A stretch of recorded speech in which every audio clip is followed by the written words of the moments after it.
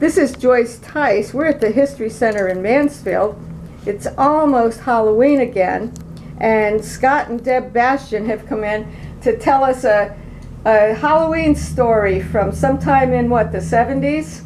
Have to be 68. 68. 68, 69. Okay, this is a Mansfield Halloween story from 1968, and Scott's going to start off. Well, Randy Bradshaw and I decided we didn't want to trick or treat one night, so we went out and decided we would better pick on the trick or treaters. So I think about 8 o'clock at night, we were in Burger Boy on Main Street in Mansfield, and Jeff Evans came in, and Jeff had a hawk with him. The hawk had landed on a electric fence and was dead, and Jeff was carrying it around. Well, Randy and I decided we should have this. So I can't remember if we bought it from him or he just gave it to us. But we went out and continued to terrorize trick-or-treaters in Mansfield for the rest of the night. Well, Did you carry it on your arm or something? We had it on our arm, but it had a chain on it. So we wrapped it around so it was on our arm, and we'd walk around town with this hawk. Well, it got the curfew siren went off back then. So we decided it was probably time to get rid of the hawk and go home. So at the point, we were at St. James Apartments on St. James Street, probably the 3rd floor. And so we just picked the door, wrapped the chain around the door, rang the doorbell, and ran as fast as we could.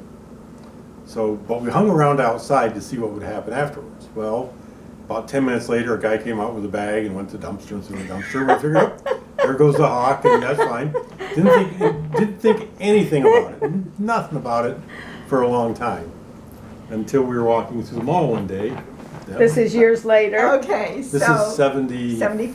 Yeah. this would have been Halloween time of 1975, and Scott and I are dating, and we're walking around Arnott Mall, and somehow I decided to tell him how when we lived in, actually it was College Manor Apartments at the time, somebody tied a hawk to our door. And we could not stop.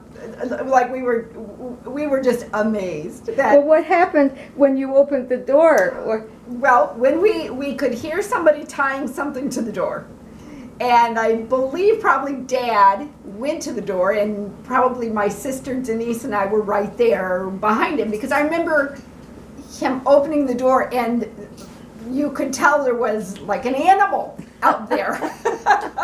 The door must have hit it. I mean, the bird was dead, but the door must have hit it. And so anyway, it was pretty exciting. Were you scared? I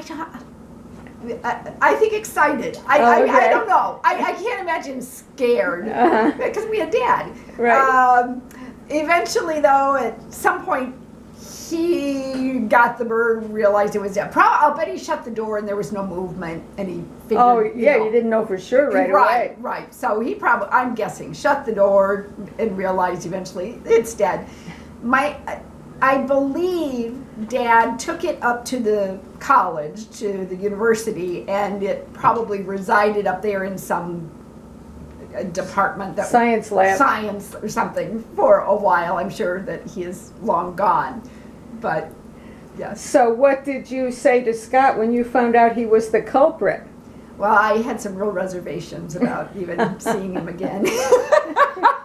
Yeah. Well, it all worked out. That was quite a few years ago. It's a wonderful Halloween story. Well, thank you for coming in to tell us.